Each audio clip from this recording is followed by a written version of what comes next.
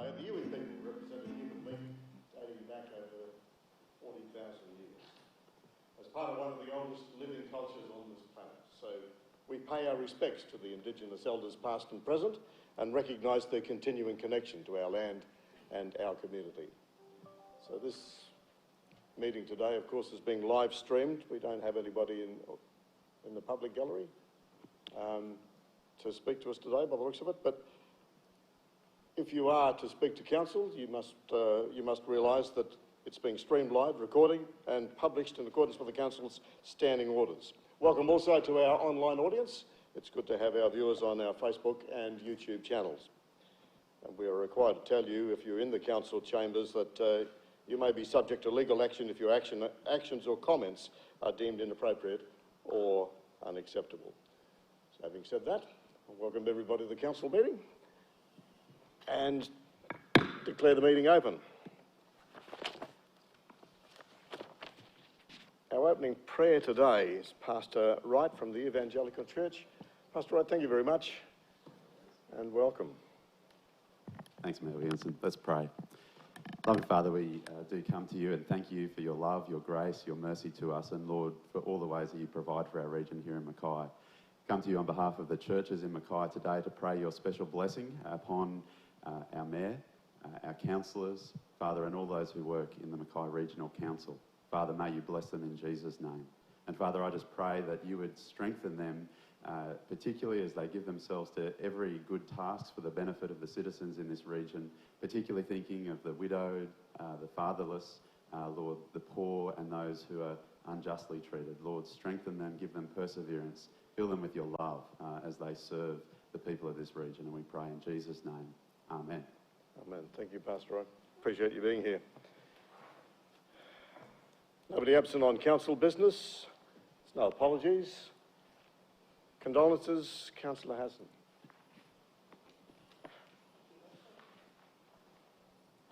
I would like to put forward condolences to the family of the late Dulcie Christensen, who was a long-term resident of Serena, and I was quite privileged to conduct her funeral service last week. Dulcie and her late husband Anton were very active in the Serena community for many years. When they were newly married, they ran cane farms in Oakenden and Takawi in partnership with Anton's father, uncle and cousin, and they also operated a cattle and grain property on the Dawson River between Mauer and Theodore, where they lived for 10 years. In 1990, Dulcie and Anton then purchased a new cattle property at Colston Park on the Serena Range, where they farmed cattle, bred Clydesdale horses and planted trees before finally, in 2009, retiring and settling down in Cemetery Road in Serena. Arts and crafts were a real passion of Dulcie's, and she was a founding member and volunteer with the Serena Arts and Crafts and the Tourist Information Centre, and she volunteered at both of those very regularly. She created many a piece of art and craft to display in the centre, and over the years sold many as well. Dulcie was also a founding member of the Serena Fibre Arts Group and the Red Hat Bells of Serena, and I'm sure she'll be sadly missed by all of the people who knew her. Thank you very much, Councillor Hassan. Any other condolences for the council today? Thank you very much. Conflicts of interest? I don't think we've got any recorded. Is there anybody, any conflict of interest to declare at this stage? None. Thank you very much. Let's move on. The minutes of the 14th of October meeting of the Mackay Regional Council have been circulated. Would somebody like to move that they be adopted? Councillor Mann moves. Councillor Green seconds. Those in favour? Any against? The motion's carried. There was no business arising out of those previous minutes. There is a Merrill minute today, and councillors, it's a pretty well straightforward minute. We have discussed this at catch-up. It's about the development of a representative body for councils in central and northern Queensland, and for support of LawMac. There's a meeting in Townsville on Monday that now seems to be going to be attended by most of the northern regional councils, with the purpose of discussing a voice. And as the CEO is going to be in Townsville on the weekend, as discussed before, this minute is to seek endorsement for the Mayor, Deputy Mayor and Chief Executive Officer to attend the meeting of the regional councils in Townsville on Monday the 2nd of November to establish, through an assembly of the regional organisations of councils, our ROCs, an effective entity to provide a voice for regional Queensland, North Queensland, or regional Queensland, and to ensure the future of the existing Waste Management Subcommittee of the Northern Alliance of Councils, that is LawMac, the Local Authority Waste Management Advisory Committee, by giving it a legitimate governance structure and a financial supporting background that it needs. I think it's fairly well straightforward. Is there any opposition to this? If there's no opposition, I'll put the minute. Those in favour? Any against? The minute's carried unanimously. Thank you very much. Let's move on then to correspondence and officers' reports. The Office of the Mayor and CEO about Christmas closure and scheduling. CEO. Thank you, Your Worship. As you know, legislation requires monthly council meetings because of the where Christmas falls and the Christmas shutdown this year. We're recommending that that there is a 9th of December meeting as the last council meeting of the year, and council meeting, the first council meeting being the 27th of January next year, and then reverting back to the 2nd and the 4th Wednesdays of each month. Also recommending that that council operations close down for that Christmas week between Christmas Eve and New Year's. The library was open during that period last year, but there wasn't much usage, so we are proposing that that be closed this year, and we are extending some of the closing outside that week for the customer service desks in the council office, but again, facilities will be available online and via the customer lines. Okay. Thanks, CEO. Are there questions over this for the CEO? No questions? Somebody like to move? Councillor May moves, seconded by Councillor Hassan. Councillor May. Fairly well straightforward. I'll put the motion. Those in favour? Any against? The motion is carried. Thank you.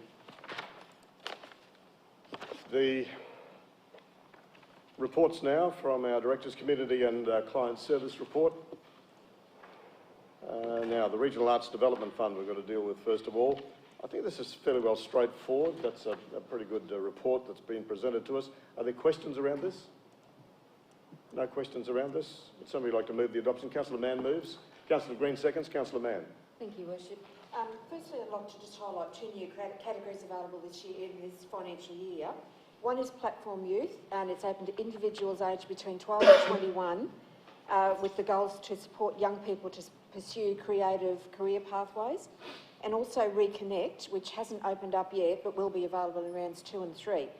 And it's developed to address the lasting and ongoing impacts of COVID-19, which is particularly important. So just promotes projects that still observe the social distancing, but reconnect people, which I think is really, really valuable. So for round 1, we received 11 applications requesting $81,245, and we were able to support a wide variety of projects, including a youth filmmaking workshop, or multiple youth filmmaking workshops, Mackay Computer Choir, Jonty's debut EP, and he's an amazing young performer in our region, so it was really good to see that happen. The Bass Coats, who are also well known in our region, to release, for a single release and an EP launch. And Safety Circus, which is vitally important in our region too, aimed at 8-year-olds and addresses a number of topics including bullying, and that's in conjunction with CQU and QPS. So that's been run before and was really well received, and I'm really pleased that we could support it again. We also saw a community resilience project called Repositories for Visual Expression that was supported as well, and that was looked at effects of COVID-19 as well. The diversity of applications received shows the value of RADF to our community, and it just shows the level of support. And I'd like to thank the committee for their deliberations and their input, but also offering to mentor successful applications. Good. Thanks very much, Councillor Mann. Speaker against? Any other speakers? No other speakers to put the motion. Those in favour? Any against? The motion's carried. Thank you. Development Services monthly review report for the month of September. Our Director. Over here, Alita. Thank you very much, Director. Thank you, Your Worship, and thank you for considering the Development Services monthly review report for September. Through the Invest Mackay Events and Attraction Program, Council supported another successful Rumble on the Reef held at the Sugar Bowl in September. Despite COVID-19 restrictions, the event was well attended and received by attendees, and planning is already underway for Rumble on the Reef in 2021. Major Amendment 2 to the Mackay Region Planning Scheme was endorsed by Council in September and submitted to the Minister for Infrastructure and Planning for a state interest review of the proposed amendment. The purpose and general effect of the amendment is to update and improve various parts of the planning scheme in response to new information and workability issues identified since the planning scheme commenced in 2017. The PDA Advisory Committee met on the 10th of September. This was another productive meeting with the committee, who provided input and advice to Council in relation to the Mackay Waterfront project, with the EOI process for development opportunities in the PDA and the Blue Water Quay preliminary designs, two matters that were discussed. The Works for Queensland COVID-19 funding has allowed a number of minor play equipment replacement projects to proceed, with play equipment components ordered for Seaview Park, Bacasia, Canelands Park, Illawong Beach and John Breen Parks. Components have also been ordered to replace shade structures at the Botanic Gardens, Colstory Park and James Muscat Park. Weed management is continuing at the Botanic Gardens lagoons, with an aquatic weed harvester having completed work, resulting in there being clear water in areas for the first time in several years. A long reach excavator will be used to clear the remaining weed, and ongoing management is continuing with the use of herbicide. This is occurring in conjunction with the desilting trial project, which is investigating whether it is possible to create a usable project out of the silt that needs to be removed from the lagoons. The desilting trial is progressing well, but we are still probably 6 to 12 months from having definitive results. So that's just some highlights from September, and I'm happy to take any questions. Thank you very much. Director, are there questions for the Director on this report? No questions for the Director? Councillor May. Thank you very much, Your Worship. Just in regards to the self-guided walks and activities at the Botanic Gardens, is that an online thing, or is that a pamphlet brochure type walk arrangement that we do there? I believe it's a combination of both. I can confirm. I think there is information available in the main office there when you arrive at the Botanic Gardens. But I believe there is also information online, but I can double check and confirm. I suppose I raised the question because I'm wondering whether that's something that can be incorporated into a similar platform that the heritage walks are being formulated. It might be something worth looking at into the future. Yes, definitely. Thank you. And I got to say, Director, it's great to see the work at the lagoons area. That desilting program, we know the troubles we've had with that and how long it's taken, but it's great to see the all of that weed coming out and the desilting finally underway. Yeah. So well done. Thank you. Any further questions? No further questions? Then would somebody like to move the report's adoption? Councillor Jones moves. Councillor Englert seconds. Councillor Jones. Thank you, Your Worship. Just moving on from the subject of the Botanic Gardens and the self-guided activities, I just wanted to highlight the fact that those activities have been very well used over the month of September. 200 activities have been held through the school holidays, so they're very, very popular. The other thing that I wanted to raise was our team in the Economic Development Department, in conjunction with Mackay Tourism, continue to deliver on the recreational fishing strategy and the Hooked on Mackay marketing campaign. The other thing that's been noted is that in November, Mackay Regional Council and the Rockhampton Regional Council are going to be teaming up to investigate a Barra Highway concept for the future. So I look forward to that consideration. Thank you. Thanks. Councillor Jones. Speaker against? Any other speakers? Councillor Townsend. Thank you, Your Worship. I'd just like to say how fantastic it was to see that the Serena Sugar Shed has had a record month for September with sales in excess of $100,000. This is believed to be a first in the history of the facility.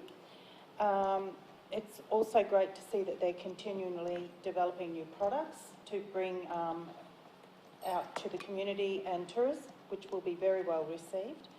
I'd like to add here too that I had some friends of mine from Brisbane who visited the facility several weeks ago, and the feedback was very, very positive. Their tour guide was very informative, made it fun, and the whole experience on the whole was a great time for them. And I also have to add that several bottles of butterscotch snaps went home with them in their car. And great job. Thanks, Councillor Townsend. Yes, and it's great to see that result from the Sugar Shed. Are there any other speakers? Councillor Bonaventura speaking for?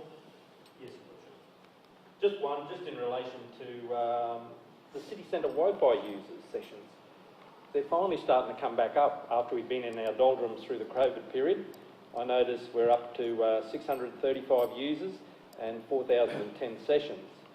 And that's sort of double where we were in the doldrums, but we're still not up at March 2020, which is before it hit, where we were sort of well over 700. So that's a very good indicator that we are starting to bounce back. And also like to congratulate the Director in relation to what we're doing with the desilting program and looking forward to what possible uses we might get from that material that's come out. So thank you, Your Worship. Thanks, Councillor Bonaventura. Are there other speakers? Councillor Green speaking for? Yes, thank you, Your Worship. There's a huge amount of work and varied work in this directorate, but I'd like to draw your attention to some of the diverse projects the Economic Development team have been working on. Some of these have been a slow burn and are just now gathering momentum, such as assisting the Greater Whitsunday Food Network to deliver the Regional Agritourism Development Project. On the 20th of August, the network endorsed their business plan and are currently recruiting a manager.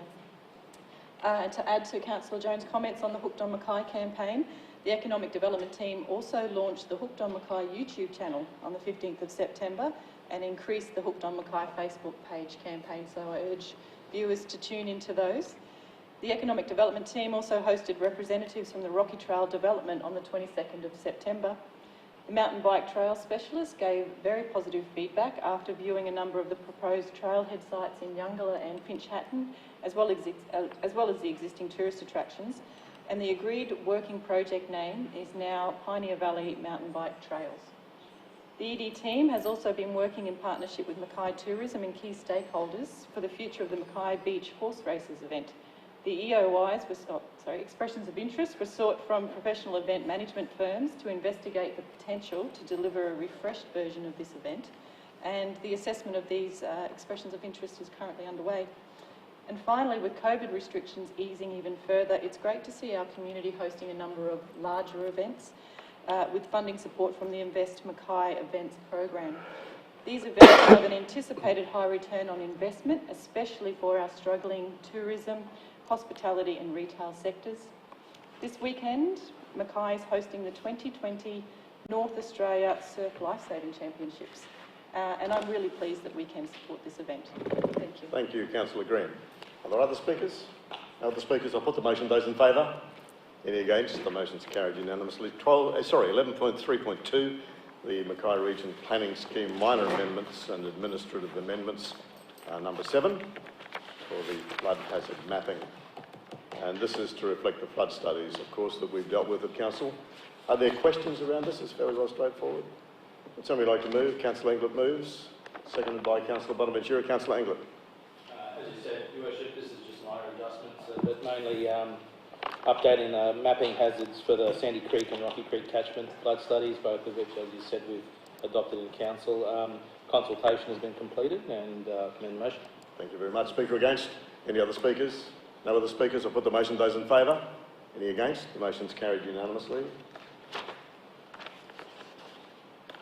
So we're on to another planning scheme policy amendment. This is amendment for the policy number 2. Once again, fairly well straightforward. Are there questions? Somebody like to move the adoption? Councillor Englert again, seconded by Councillor Hassan. Councillor Englert. Thank you, Worship. As you said, minor changes addressing errors. Interestingly, though, in the landscaping section of the scheme, there's a requirement now for street trees to be spaced at every 15 metres instead of every 20 metres, making it a greener area of the future. Consultation again has been completed, and I commend the motion. Thank you. Speaker against? Any other speakers? Councillor May speaking for. Yeah, yes, Your Worship.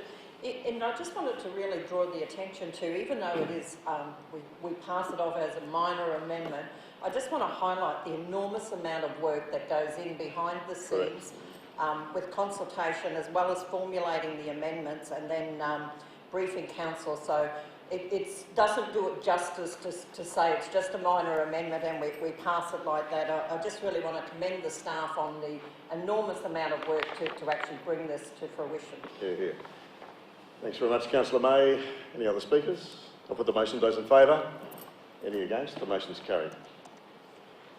Let's move on to our ECI reports now. 11.4.1 is the ECI report. That's the Engineering and Commercial Infrastructure report. The Transport and Drainage for the month of September. Director Kelly. Thank you, Your Worship. So just identifying safety. So whilst it's remained a strong focus, we had a second LTI occur in civil operations where we had an operator that had a back sprain. So just investigating the cause of that and seeing if we can make any rectifications to avoid that occurring again.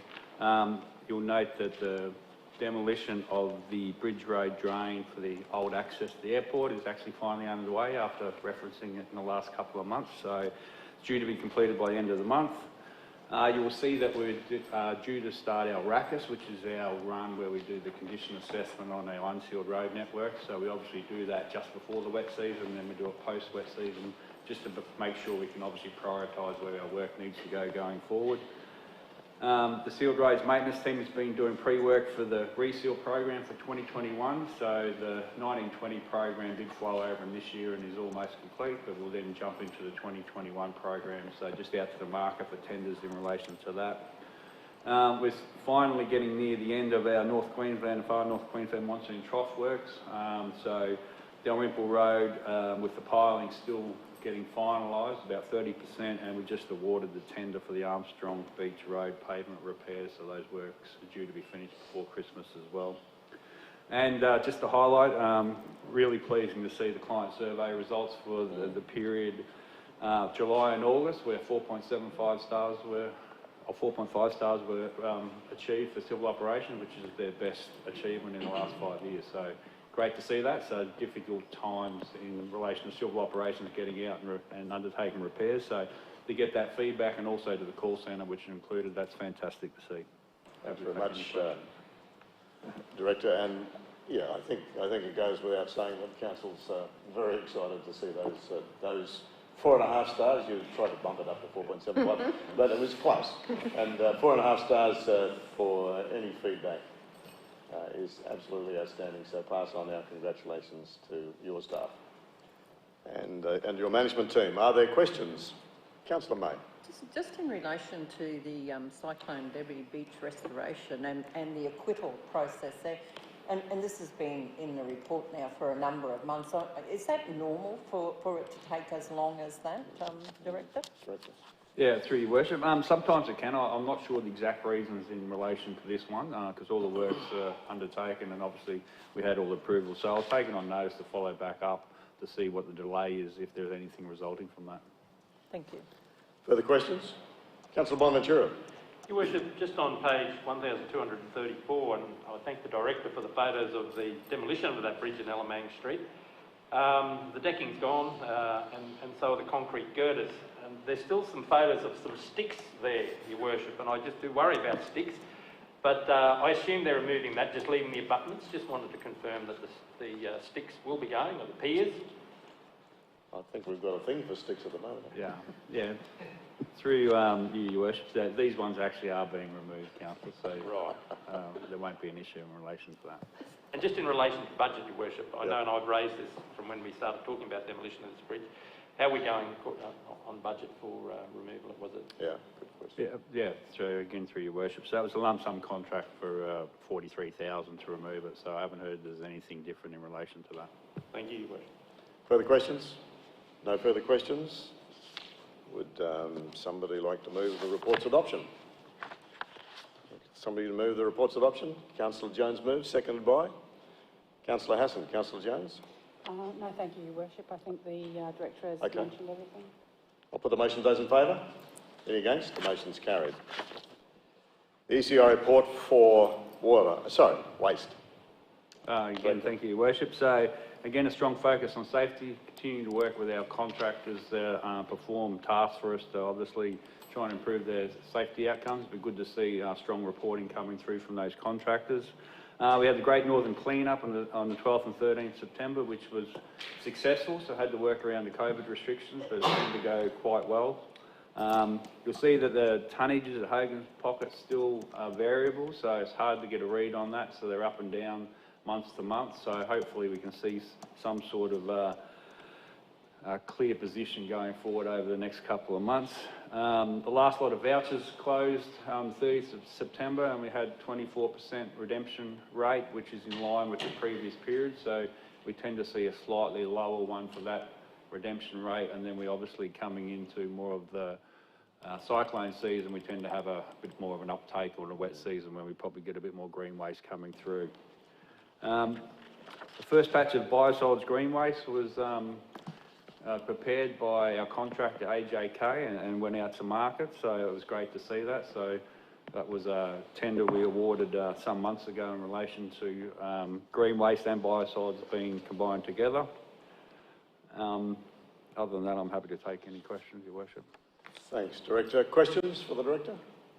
Councillor May. Just in relation to the waste vouchers, and we've been running that scheme now for since 2015. Is there any plans to actually review that and just check the effectiveness of it and alternate methods, perhaps? Director. Yeah, through Your Worship. So it probably comes into the team starting to look at the waste strategy, which is basically looking at where we want to be in the next 5 to 10 years. So happy to incorporate that in there, a bit of a review on where we sit and look at some options around that going forward. So the team's just started that process, so we'll probably come back to council in the new calendar year to actually talk about that further and some other options there. Okay. Councillor Ballard.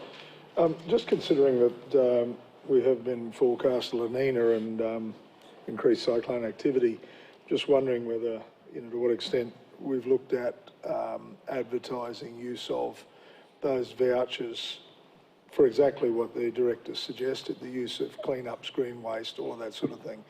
It would be a very interesting, well, I believe a very beneficial advertising campaign if we got into something like that at this point. We might have done something like that before, Director.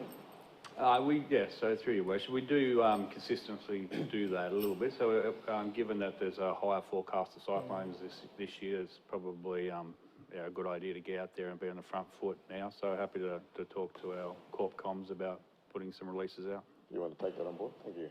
Thank you. Further questions? No further questions? So we'd like to move the report's adoption. Councillor Hassan moves, seconded by Councillor Mann. Councillor Hassan. Thank you, Worship. Well, again this month it's really pleasing to read in the report that there were no lost time injuries in September, and I always believe that this is a really good reflection on our staff's attention to safety, that they can consistently achieve those results. The participation of staff in the Great Northern Cleanup was really great to see, and I'd like to ask the Director to pass on my thanks to the staff for getting involved. It's a huge project. And as Councillor Bonaventura, who also helped out on the day, pointed out at the last council meeting, the sheer volume of rubbish that they collected, it's a bit of a sad reflection on our community, and it's disappointing to see that illegal dumping occurring, but we can only hope that highlighting it encourages people to be more responsible. It was interesting to note the increased amounts of construction and demolition waste being taken to Hogan's Pocket, and while the commercial and industrial waste was slightly down for September, the main component of that waste was contaminated soil, which is a great indicator of the new development that's occurring within our region.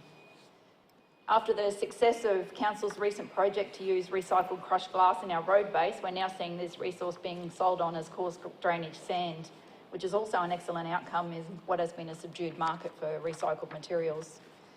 And finally, I'd like to commend the management team and staff for their ongoing commitment to continuous improvement in the waste services business. Waste management obviously is a huge cost to council and of course on ratepayers, and all of the projects and measures being undertaken by this team always benefit our community. Thank you. Thanks, Councillor Hassan. Speaker against? Any other speakers? Councillor Jones speaking for. Thank you, Worship. I just think it's worth noting that our business community are certainly getting back into the swing of things and that they're travelling along quite well. Development applications have certainly been on the rise, that we have people talking in the community about the lack of rentals available, and construction and demolition waste has certainly been on the rise, which again is confirming that the development applications are coming through thick and fast, and the region is getting back to normal. Thanks, Councillor Jones. Councillor Bonaventura speaking for. Yes, Your Worship. Don't dump on charity.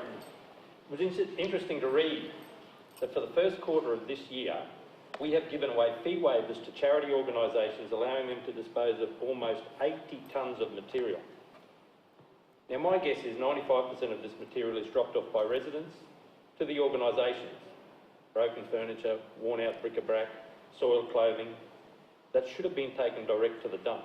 and not dropped off expecting others to dispose of it. Can I ask residents to think about what I am dropping off? Before dropping the goods off to a charity organisation, ask yourself, is it still working or would I still wear this? If you answer no to any of those questions, then the chances are no one else would wear it or use it. So do the right thing. Take it to the dump. Please don't dump on charity. The other interesting one in relation to dump vouchers, and there's been a bit of chat on that today. The breakdown of dump vouchers is very interesting, and over the years, and we've got all those reports there, as Councillor May said, makes interesting reading. The March to September average is around 24%, and the October to March, 27.5%. And I agree with the Director, the higher usage could have a seasonal change, more public holidays. I also think we need to consider the cyclone season. And can I ask residents to think about making good use of their vouchers, just as Councillor Bella said. Make good use of their vouchers, because we've been told there could be an increased risk of cyclones this year. So now would be a good time to start cleaning up. Happy to support the motion. Thanks, Councillor Bonaventura. Any other speakers? No other speakers? I'll put the motion. Those in favour? Any against? The motion is carried unanimously. Thank you. 11.4.3, our ECR report for water for the month of September. Thank you, Your Worship. Again, highlighting safety, so great to see that the water business has now gone 3 years LTI free, which is a fantastic effort given that they're in a high risk environment. Picking up on the customer survey results, good to see 4.75 achieved for water. So again, a great result. Again, water business obviously quick to respond, but it's good to see that they're maintaining very high standards in relation to that customer engagement. Just want to highlight that we were lucky enough to receive a subsidy in relation to do a nutrient offset project, which is obviously doing some work in existing waterways to hopefully offset some of our future licence conditions at the Mackay wastewater treatment plant. So we're just about to start that process and we'll engage with local agriculture businesses and cane growers to pursue that. Work orders for the period, you'll see there were 723 and achieved our 90% target in relation to getting those actions.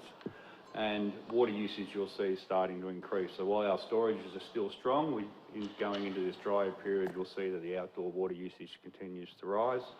And we're seeing that in our data. So again, just reminding residents we're now into the next billing period, so you're about to get your bill for the current period, which will be issued in November, but you're already now having water use for the higher usage period that comes through, so just be reminded of that. Other than that, I'm happy to take questions, Your Worship. Thank you, Director, and once again, our compliments to you and your staff in water. At 4.75, it's an absolutely outstanding result, and we're just seeing that sort of interaction continue during this, particularly this time of COVID, and that's great. It's a great result to see. We're very proud of the staff. All right, are there questions for the Director? Councillor Bonaventura.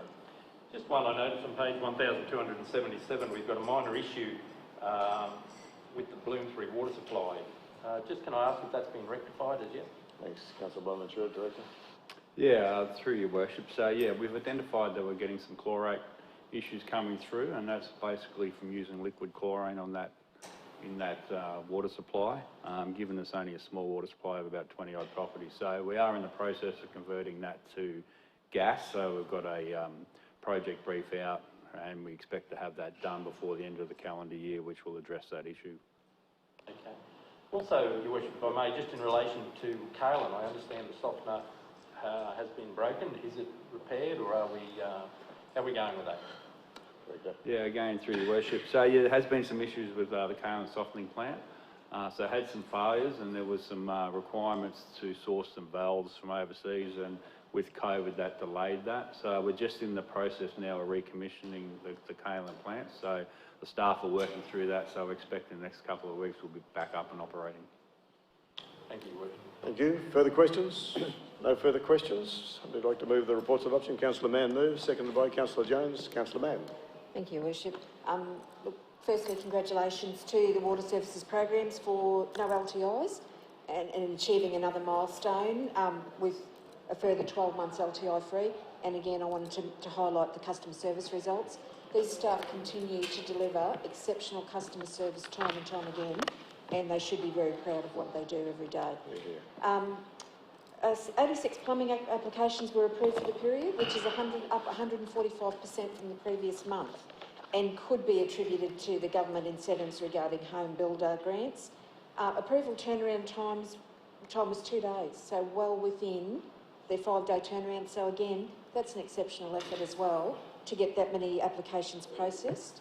And 28 new My H2O registrations, now at 16,039. 796 new leak notifications for people that weren't registered, so I guess there's still a bit of work to do around creating awareness for residents of My H2O. Thank you very much. Councillor Mann, speaker against. Any other speakers? Councillor Jones, speaking for. Yes, thank you, Worship. Being in council about 8 years ago, I was very proud to be part of that council and proud of our staff at the time that developed the software for Taggle. And so I do talk about it often because I think it's something really great that this council have achieved over the years. So My H2O obviously has come into its own again in September. The Taggle system was able to be used to notify 796 residents about their water leaks that were detected as a result of the technology that was developed back then. For those of the community that are not registered, once again, I do please ask them to consider signing up for this. It's a great benefit to the community and ultimately the hip pocket. And I also have been told recently that while we've had our Taggle now for some years, Townsville are starting to actually trial Taggle in their region. So that was all I needed to say. Thank you, Your Worship. Thanks, Councillor Jones. Any other speakers? No other speakers. I'll put the motion. Those in favour? Any against? The motion's carried unanimously. Thanks, Director. Org Services and our monthly review for September. Over this side. Director. Good morning, Your Worship. Safety continues to be a focus of the department with no LTIs recorded since 1718. Some highlights for the month include planning is well underway for the 2021 apprentice intake and with employment due to commence in March 2021. The rollout of the contractor safety management project continues with an engagement session held with external contractors recently to enable the new measures to be placed early in 2021. This includes establishing consistent safety requirements, improving contractor engagement and review processes, and establishing safety lead indicators. Information services continue to drive cybersecurity awareness and training throughout the organisation. Cybersecurity remains a high risk to the organisation and requires everyone to be vigilant and alert in detecting possible threats. Property services have been busy delivering a number of maintenance and replacement works, including replacing air conditioning units and resheeting external walls at the Serena Youth Centre, valves and pipe work at the Blue Water Lagoon, and works at BB Print Stadium and the Serena Sugar Shed. During the month, the fleet team took delivery of a number of pieces of replacement equipment, including trucks, utes, rollers, trailers, and a purpose-built caddy van for the MEC operations. Work continues on completion of the annual financial statements, which are currently being audited following finalisation of the roads revaluation process.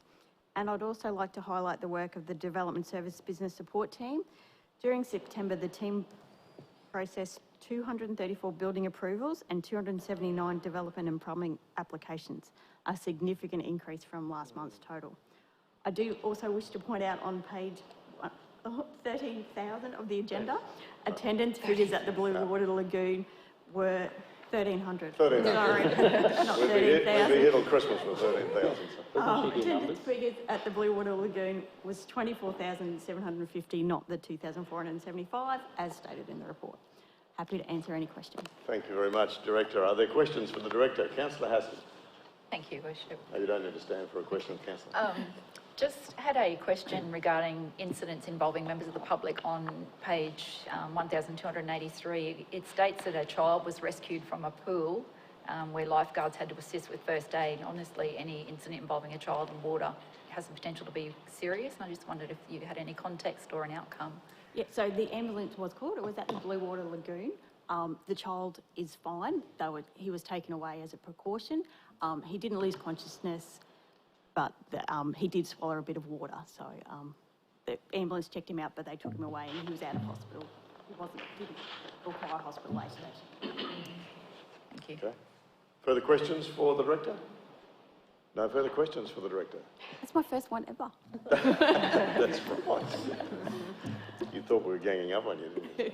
Thank you very much, Director. Would somebody like to move the report's adoption? Councillor Mann moves, seconded by Councillor Hassan. Councillor Mann. Thank you, Worship. On safety, no LTIs for the department for the month, which is outstanding work. And still on safety, I congratulate the Workplace Health and Safety team for completing a detailed analysis of hand and finger injuries, which have been occurring over some time. It's really pleasing to see that staff recognise we can't keep doing the same things and expecting the same results, so that they've addressed it, they've worked out, I guess, the mechanism of injury and put in some mitigating measures in place, which is really, really good to see. I noticed too there was a large number of business improvement initiatives underway, and it shows staff continue to look for ways to improve our processes, but to also across multiple areas of council, which ultimately benefits everybody. External customer service results are impressive and a credit to dedicated staff, especially around the first contact resolution. So it just shows those staff need to have so much knowledge of our organisation, and to either exceed or meet targets all the time just is testament to their knowledge. I saw IT support again achieved outstanding results with KPIs exceeded. Again, for them, that was no easy task. They were struggling with staff shortages, and they're dealing with a lot of different stuff. So for them to be able to achieve what they have, that's a credit to the staff. Thanks, Councillor Mann. Speaker against? Any other speakers? Councillor Bonaventura, speaking for. Thank you, Your Worship. Look, it was pleasing to see that in September we issued 1,339 purchase orders in the procurement services area. That's almost double what we issued for the same month last year. And those purchase orders contained over 3,500 line items. Now, this is a tangible sign of the amount of business we generate in keeping our region maintained and growing. Closely linked to that, obviously, is that procurement services team processed 3,145 invoices, allowing payment to go to those suppliers, helping again to keep the economy of our region. Also like to note the attendance numbers at the Pioneer Pool and Mark continue to impress, with 2,200 and about 4,800 through the gate. So that's a good sign. The other one is that I'm also pleased with the numbers who use the athletics area at the Mark. While numbers have dropped, this is to be expected with the warmer weather, but we're still getting well over 1,000 attendees there during a 1 month period. So I think that's a great result. Happy to support the motion. Thank you very much, Councillor Bonaventura. Councillor Green, speaking for. Thank you, Your Worship. Councillor Bonaventura just stole my thunder about aquatic facility numbers, but I'd like to add to that the Blue Water Lagoon did open in September, and I've been hearing and reading some really lovely positive feedback about the newly refurbished interactive play area, and I'd like to remind the community that it's currently closed, but it does reopen on at midday this Friday to allow for the installation of the remaining equipment, including the giant water bucket. So it's getting warm this weekend, I hear. I think it'll be a perfect time to go and check out these new play equipment at the inclusive all-access facility that's now being built. Thank you. Thank you very much, Councillor Green. Any other speakers? No other speakers. I'll put the motion. Those in favour? Any against? Motion's carried unanimously. Thank you.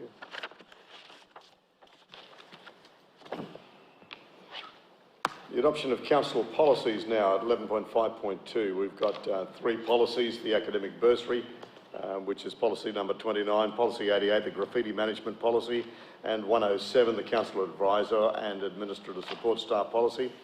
It's fairly well straightforward. Are there questions? No? No questions? Would somebody like to move? Councillor May moves, seconded by Councillor Mann. Councillor May. Thank you very much. I did just want to make comment around the academic bursary and how important that is for council to be contributing and making those bursaries available to our community. I think the development of educational opportunities for young people is paramount in our region to enable our young people to grow, to perhaps study here and stay here. So very, very important. And the other thing I'd like to point out in regards to our bursary is one of the very few that actually has a paid working component of it, and from the students that I've spoken to in the past are very, very appreciative of that opportunity. So it's a good policy. Thank you very much. Councillor May. Any other speakers? Councillor Bonaventura speaking for. Yes, Your Worship. I'd just like to mention the third policy, and that's the councillor, advisor and administrative support staff. This is a new policy, and the purpose of this policy is to ensure accountability in respect of assistance provided to councillors in carrying out their responsibilities as elected representatives in an open and transparent manner. We must also note that the Deputy Mayor and Mayor are considered councillors in this policy, so it only uses the word councillors. This is all part of the Queensland Government's rolling agenda of reform in the local government sector and includes new legislation for administrative support staff and councillor advisors. Now, this policy meets that reform principles pertaining to the following: council laws directing support staff consistent with council guidelines about administrative assistance. It will allow council the ability to make a resolution to create a councillor advisory position. Councillor advisors' appointment will be for a contract for the councillor's term and cease if the councillor ceases to be a councillor unless reappointed by the new councillor. Councillor advisors will be required to submit registers of interest, similar to what councillors do. Councillor advisors are also relate to the offences about integrity and matters, so they will have to maintain that as well. They will under the same guidelines. And then the final one is the cost of councillor advisors will be reported in the annual report. It should be noted that the MRC has no allocated councillor advisor positions. However, MRC is permitted under the Act to appoint one appropriately qualified councillor advisor to assist the Mayor. And as such, this policy is established to cover any future possible role creation. Happy to support this policy and the other two policies. Thank you very much, Councillor Bonaventura. Any other speakers? No other speakers. I'll put the motion. Those in favour? Any against? Motion's carried. 11.5.3, the Strategic Financial Report for the month of September. CEO. Thank you, Your Worship. I'll probably cover 11.5.3 and 11.5.5 holistically as well. So picking up the comments from the Director of Organisational Services, we're coming to the end of the revaluation period where we've included new assets, particularly roads, on our asset registers for the first time, and that means that there's a depreciation charge that comes with that. So for the 19-20 financial year, there was a forecast loss of $0.5 or $500,000. That's likely to be $2.4 million on the basis of the depreciation charges that come through associated with the assets that we're including on the registers for the first time. So those numbers will go to the audit committee, the next audit committee meeting for finalisation. In relation to this financial year, we've now undertaken our forecast. And I'm pleased to say that, again, officers have done a great job in looking at their budgets, and they've actually needed to rein some internal expenditure in and find some efficiencies, again, to come in at the forecast $5 million deficit. So we are heading for that target after the reforecast, which is good news. The other thing that I'd comment on that space as well is in terms of the unders and overs, what we are finding is that in that reforecast, the funds that we actually have with banks, the revenue is down on that because of the very low interest rates there. So there's been roughly a $700K impact on revenue there. As well as that, as people are aware, the MEC has been struggling because of the COVID scenario. So we're down there about $2 million. Operating expenditures also reduced about $1.5 million, but there's still a $500K impact on revenue through the MEC. Offsetting that, there has been some general growth in rates and trade waste as well out there, which is somewhat offsetting revenue going forward. So again, we are forecasting to come in at that roughly $5 million deficit number. In terms of the CapEx program, we've also reforecast that. That looks like it is travelling well. So we have had some overruns in some key projects, so particularly the animal shelter that we're building, and also the Kamala water supply upgrade scheme. But those overruns are being funded by savings and underruns that we've had in the rest of the capital budget, particularly, for example, the Caping Road Bridge project, where there was an offsetting 780k saving. So, notwithstanding the ups and downs, we are forecasting that we'll still have roughly a $1 million underspend on the CapEx program going forward. So I'm happy to report that we are, after that first reforecast, very much in line with where we expected to be at the start of the year. Thanks very much, CEO. Questions for the CEO?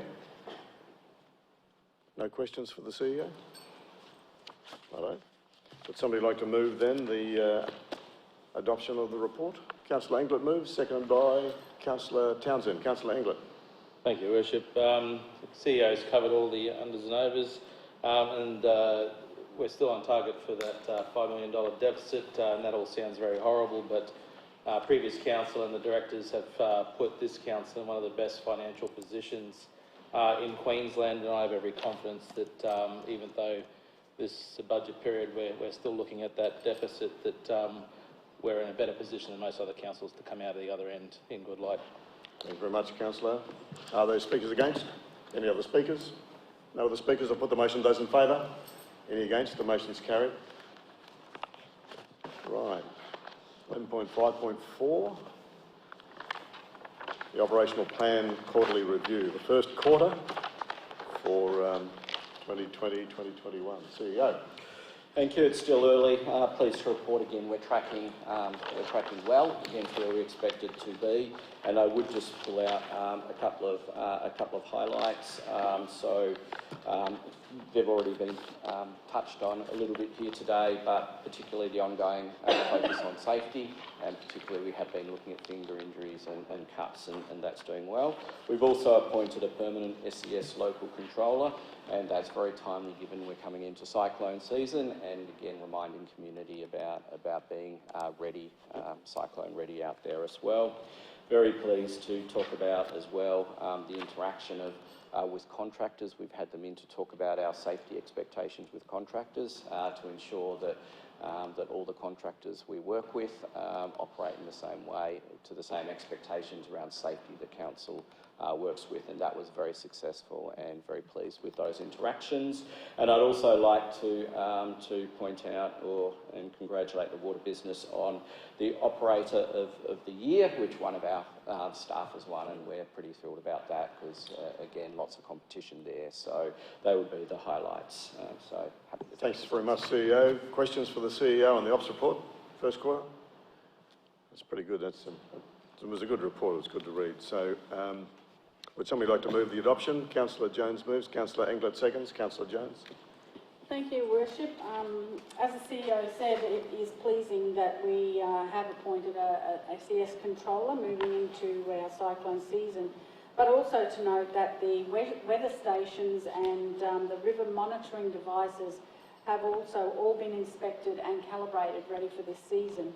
I also wanted to point out on page 1363 that Mackay Regional Council was a state finalist for the Queensland Training Awards for us being a large employer, and that was for the Large Employer of the Year, and that also, as well as being finalists for that award, we have also launched the 2021 apprenticeship intake, and that there are 15 positions that are obviously government-funded positions now up for grabs for the members of our community that feel that they're ready to go through an apprenticeship process. So thank you, Your Worship. Thank you. Speaker against? Are there any other speakers? Councillor England speaking for. Yes, thank you, Your Worship. This report is one of the ones I prefer to read. It's a really good snapshot of all the things that Council achieves over the quarter. And I'd just like to bring up a couple other things. The person-centred emergency preparation sessions were held, and the COVID-19 event recovery plans that were developed. But also the community programs processed 228 applications to distribute $1.2 million COVID-19 relief grants, and $9 million of development-related civil construction works approved over the quarter, and that's a jump in 320%. So, you know, as for the report, 97 actions on target, only 7 below, and in my opinion, the 7 below have very reasonable reasons as to why they're under at the moment. So, very good report. Thank you. Thank you. Are there other speakers? No other speakers. I'll put the motion. Those in favour? Any against? The motion's carried unanimously. 11.5.5, the September 2020 budget review. The CEO has already covered a lot of that, but in the strategic forecast report. Is there anything further you need to add, CEO? Are there questions for the CEO on this review? I think that's fairly well straightforward. No questions. Somebody like to move? Councillor May moves, seconded by Councillor England. Councillor May. Thank you very much, Your Worship. It is, and as the CEO has highlighted, a number of areas that have gained or lost, but overall we are on target for our $5 million deficit. And I really just want to highlight when you look at the report and you look across the departments and the organisation as a whole, there's a lot of work has gone into the updating of our budget and the forecasting. So really congratulations to the staff that's been involved in that. It's a huge job, and it's great to see that we're on target. Thank you very much. Councillor May. Speaker against? Any other speakers? No other speakers? I concur with what the Deputy Mayor has said. I mean, it might be quite flippant to say we're on target for a $5 million deficit. That was what we forecast as the budget meeting of Council, and you may remember, it is a difficult road to hoe in these times to get to maintaining that forecast outcome. And so, as the Deputy Mayor has outlined, this has been no mean feat by all of the management levels of our Council to maintain our forecast at this time of the year. So, CEO, congratulations to you and your directors and your managers. I'll put the motion. Those in favour? Any against? The motion's carried. Thank you. Unanimously. Receipt of petitions now. We don't have any petitions. Our tenders. So this is a great one to come to the table for the Council to consider. The Animal Management Centre. We've had briefings on the Animal Management Centre. We know where we are on that. It was outlined by the CEO in the budget forecasts, etc., that we've just been through. I'll ask the Director, Jim Carlis, to just report on this tender. Thank you, Your Worship. I won't say too much about the tender. You did receive a briefing, I believe, in this forum a couple of weeks ago. We issued tender documents to undertake a long overdue redevelopment of the Animal Management Centre at Strickland Road a couple of months ago. Due to a number of different reasons, one being a potential budget implication, we asked for different options for staging that development within the tender documents. We got good interest. We received 4 tenders in that process. Three were locally based and one was a Brisbane-based company, so it was good to see the interest in the project, given all that's happening in the private sector at the moment. Obviously, assessments went ahead, considerations were given to all the different options that were presented, and with all of that, and it's in the report, option 1 was presented as the best that we see at the moment for going ahead with the full removal of the existing building, which is actually at a level that has issues in terms of flooding potential, and to go ahead and build the 3 new buildings as designed originally. As you all saw, there is a budget implication there, and that's all outlined in our September review. But I ask that everyone consider and accept the recommendation to go ahead with the local company, WHF, for that particular tender at a figure of just under $3.4 million. Thank you very much, Director. Are there questions for the Director? No questions for the Director? Okay. Thank you very much. Thanks. Would somebody then like to move the adoption of this tender number 008 for 2021, the Animal Management Welfare Centre? Councillor Bonaventura moves, Councillor Englert seconds. Councillor Bonaventura. Thank you, Your Worship. The Director has covered it very well. Mackay region, this tender is for the redevelopment of the current Animal Management Centre located in Strickland Road at the Harbour. The current centre, as we all know, is well over 20 years old and has served the region well. But it is fair to say that since amalgamation, this structure has struggled to cope with the demand of our larger footprint. So an upgrade has been in the planning for several years. Now, this project will include the demolition of the existing structure and the construction of 3 interconnected buildings, related earthworks, car parks, culverts, and the installation of infrastructure services, including solar panels. We must also note the project is jointly funded by the Queensland State Government and the Mackay Regional Council. In relation to resource implications, unfortunately, due to the scope of works, an extra $1.9 million in budget allocation for the project will be included in the December quarterly review, and the CEO just spoke about that, and with the remaining funds being included in the 21-22 budget allocation. In regard to future resource implications, there is no expected increase or decrease in council staff as a result of the facility upgrade, although with the increase in size, there is expected to be a small increase in operational costs required to care for the increased number of animals that will be housed there. Look, this project will be staged to ensure that the operational levels of service is maintained throughout construction. In conclusion, the awarding of the contract to the WHF Group represents a positive outcome and demonstrated value for money for Mackay Regional Council, because WHF demonstrated that they have the experience and capacity and understanding to complete the works as specified in their tender. So, happy to support the tender, Your Worship. Thank you very much. Councillor Bonaventura, Speaker against. Are there any other speakers? Councillor Bonaventura, Councillor Bella. I'd just like to make mention, during the briefing with regard to the increased cost that was going to be, that we're going to incur on the building of this facility, I did query about the difference in deferring the cost down the track, build the whole thing, build part and whatever, which I believe is, we need to have that knowledge before we make a decision. The reason I'm speaking about it is to thank the Director of Capital there in providing me with the information to actually make a decision on that. It clearly outlined the benefit of doing the whole show in the one hit as opposed to deferring it. And while we are heading towards deficit and money is tight, it is something we need to do. The deferred cost was going to be far greater, and therefore the decision was very easy on this one. So I'd like to thank Director Carlos for that. Thanks very much, Councillor Bella.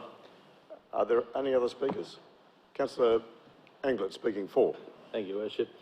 Even though the costings were more than expected, this is old school core business for council, as important as any road or any other structure. One of the key issues for me with the completion of this project will be the ability for council to possibly increase its service delivery through the inclusion of volunteers in this new facility. So even though there may be some operational increases, ultimately what I'm hoping to see is an actual increase in services to our community with the ability to utilise volunteers, which we currently can't do because technically the building right now isn't even suitable for our own employees. So I look forward to the outcome of the project. Thank you very much, Councillor Englert. Any other speakers? No other speakers. Councillors, as you know, we've been through a couple of briefings on this, and I commend this motion to you. I thank Councillor Bella for his review of it privately. This is an important thing for our community. We all know that $1.9 million in an overrun is not an easy thing for any council to accept, but we are able to do that, as you heard the CEO say in his review of the budget situation, particularly Capital Works. We're able to do that because Capital Works is going brilliantly at the moment and making savings in a lot of other areas. So we're able to meet this overrun and the Kamala water supply overrun and still be, I think you said, $1 million ahead. Yes. CEO. So that's an outstanding position to be in at this time of the year. So this is a highly commendable motion at this stage for us to be able to do this. So I'll put the motion. Those in favour? Any against? The motion's carried unanimously. Thank you.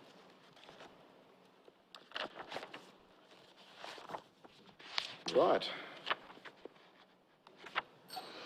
There's no notified motions. We don't have any public participation today. Late business. Any late business? No late business. We have some confidential reports to consider. I don't know whether anybody's of a mind to close the meeting. We've only got to consider the Invest Mackay facilitating development and the PDA Advisory Committee meeting minutes. Any desire to move into a confidential mode? If there's none, I'll put those motions then as they come. 17.1, approve sponsorship under the Invest Mackay Events and Conference Attraction Program for September. Would somebody like to move? Councillor Green moves. Councillor Englert seconds. Those in favour? Any against? It's carried unanimously. 17.2, approved concessions under the Facilitating Development of the Mackay Region Policy for September 2020. Councillor Mann moves. Councillor Englert seconds. Those in favour? Any against? It's carried. 17.3, the draft minutes of the Priority Development Area Advisory Committee meeting for the 10th of September. Would somebody like to move? Councillor May moves. Councillor Townsend seconds. Those in favour? Any against? It's carried unanimously. Thank you. Thanks very much, councillors. Thank you, CEO. Thank you, directors. I declare the meeting closed.